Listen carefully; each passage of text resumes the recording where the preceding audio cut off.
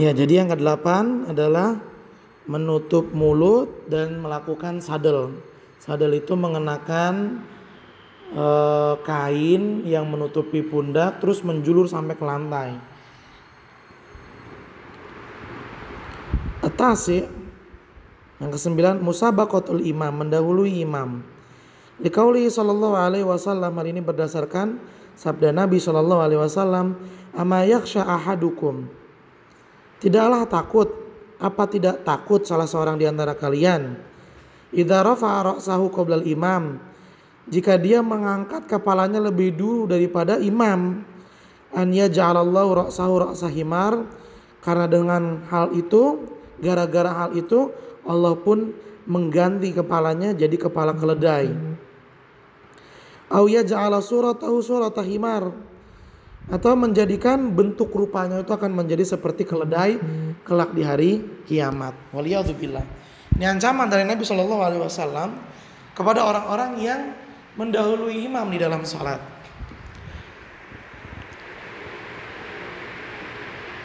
Seharusnya bagi seorang makmum itu mengikuti pergerakan imam. Dengan kata lain, imamnya dulu, baru nanti dia. Pergerakan makmum setelah pergerakan imam. Al-ashir, yang ke-10, tasbikul asabi, membunyikan jari jemari, ya, dibunyiin. Ya, kalau kata orang kretak-kretak gitu. Itu enggak boleh, hukumnya makruh. Linahyi sallallahu alaihi wasallam, karena larangan Nabi sallallahu alaihi wasallam akan hal itu. Man tawadda'a wa atal masjidah, barang siapa telah berwudu kemudian datang ke masjid, yuridu shalah, dan dia hendak mengerjakan salat, an fi'li dzalik, ya, Nabi melarang untuk melakukan tasbik. Ya, tasbik itu ya membunyikan jari jemari. Jadi kalau misalnya kita udah wudu, udah masuk ke masjid, udah salat sunnah, nunggu qomat, selama penantian itu nggak boleh kita membunyikan jari jemari, apalagi di dalam sholat. Lagi nunggu qomat aja nggak boleh, apalagi di dalam sholat. Fakarahatuhu fi sholat min babi aula, makruh melakukan, ya, hal itu, yaitu membunyikan jari jemari di dalam sholat, itu lebih makruh, lebih utama. Wa tasbih bainal asabi, dan yang dimaksud dengan tasbik bainal asabi adalah idkhal ba'duha fi ba'din, ya, memasukkan sebagian jari ke jari yang lainnya.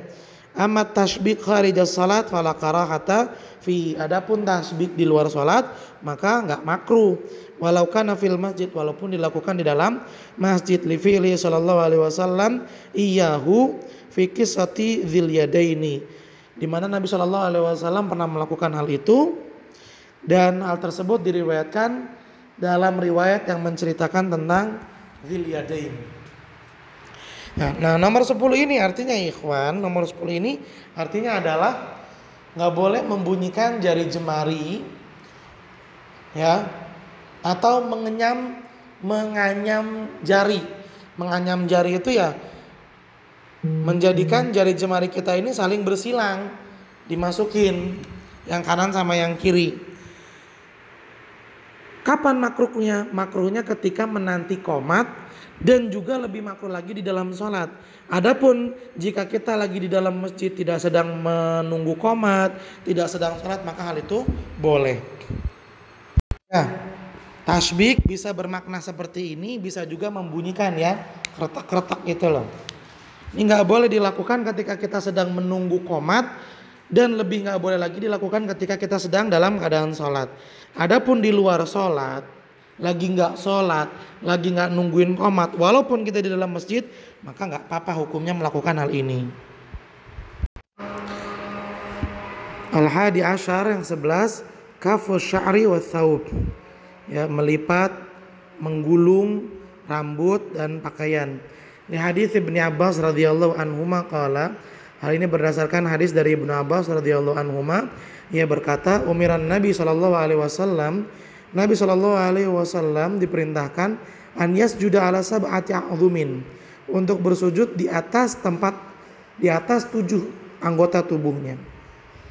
Wala yakuffa thawbahu wala sya'rahu, dan Nabi dilarang untuk melipat pakaian dan juga rambutnya. Wal kaf, dan yang dinamakan dengan kaf adalah qad yakunu bima'nal jama', bisa diartikan dengan mengumpulkan. Ai la yajma'uhuma wa yadhummuhuma, artinya tidak mengumpulkan dan menggabungkan keduanya. Wa qad yakunu bima'nal mana', dan terkadang kaf juga artinya melarang. Ai la yamna'uhuma minal istirsal halas sujud, membiarkan keduanya itu, ya tidak membiarkan keduanya terurai ketika sujud. Wa kulluhu minal abath, dan semuanya ini termasuk perkara yang abath, al munafi lil khusyu', yang menghilangkan khusyuan fi shalah, dalam salat. Ini yang berkaitan dengan rambut, ya ini dilarang dalam salat. Adapun yang berkaitan dengan pakaian, seperti ini maksudnya, ya. Dilarang untuk melipat pakaian di dalam salat. Ats-tsani asyar, yang ke-12, as-salatu bihadratit ta'am, melaksanakan salat ketika makanan sudah dihidangkan. Au wa huwa yudafiul akhbatsain, atau ketika seseorang hendak sholat, mau sholat sedangkan dia dalam keadaan menahan buang hajat.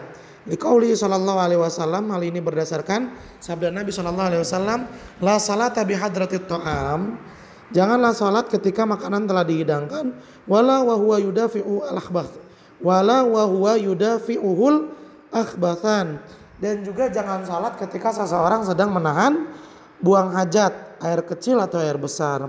Amma karahatus salat, adapun makruhnya salat bihadratit ta'am, ketika makanan dihidangkan, fadzalika masyrut, maka hal itu tidak secara mutlak tapi ada ketentuannya. Bitauqani nafsi ilaihi, di mana adanya keinginan diri ilaihi, untuk menyantap makanan tersebut, wa raghbatihi fihi, dan ada keinginan untuk makan, ma qudrati ala tanawalihi, dan dia mampu untuk makan dulu, wa kaunihi hadiran, dan makanannya sudah disajikan, baina yadayhi, di hadapannya. Falau kana ta'amu hadiran, adapun sekiranya makanannya telah disajikan, lakinnahu shaim, tetapi dia ini orang yang berpuasa, au syab'an, atau dia sudah kenyang, la yastahi, dia enggak mau makan lagi, au la yastati tanawulihi, atau dia nggak bisa memakannya, li syiddati hararati, karena makanannya masih sangat panas. Fa fi dzalika kulluhu, maka ketiga keadaan ini la yukrah lahu salat, tidak makruh untuk salat dulu, bihadratihi, walaupun makanan sudah disajikan. Maksudnya adalah begini ya ikhwan, salat makruh ketika sudah disajikan makanan kalau seseorang udah pengen makan, ya pengen makan dan dia bisa makan, pengen banget makan dan dia bisa makan, itu makruh sholat ketika itu. Adapun ketika makanan sudah disajikan, orang pengen makan tapi dia puasa, nggak boleh makan, atau dia pengen makan tapi makanannya masih panas, nggak bisa dia makan, maka untuk saat itu dia boleh untuk melaksanakan sholat dulu. Wa amal akhbathan, adapun buang hajat, fahuma, yang dimaksud adalah al-baul, buang air kecil, wal ghaid, buang air besar, wa qad nuhiya an dzalika kullu, maka dilarang salat ketika ada hajat untuk buang air kecil atau buang air besar. Lima fi min insyighali qalbil musalli, karena menahan buang hajat baik kecil ataupun besar akan menyibukkan hati orang yang salat.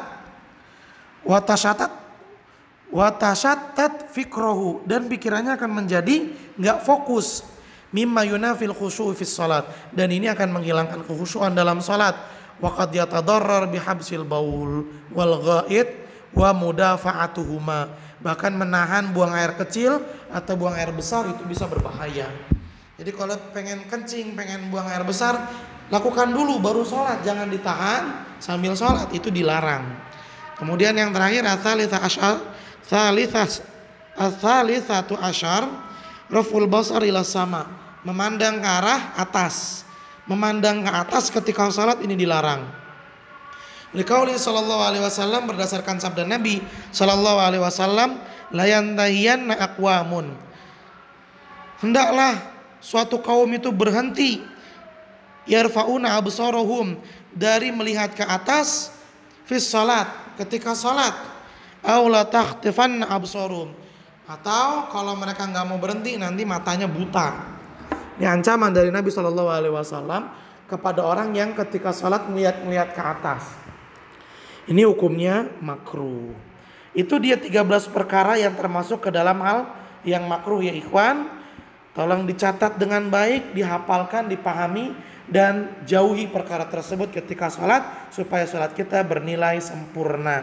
Insya Allah di pertemuan berikutnya kita akan bahas hukum tentang meninggalkan salat.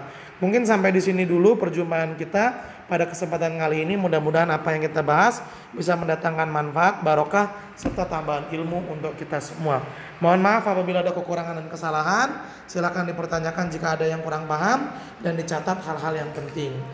Kita akhiri dengan membaca doa kafaratul majlis. Subhanakallahumma wa bihamdika asyhadu an la ilaha illa anta astaghfiruka wa atubu ilaik. Billahi taufiq wal hidayah. Assalamualaikum warahmatullahi wabarakatuh.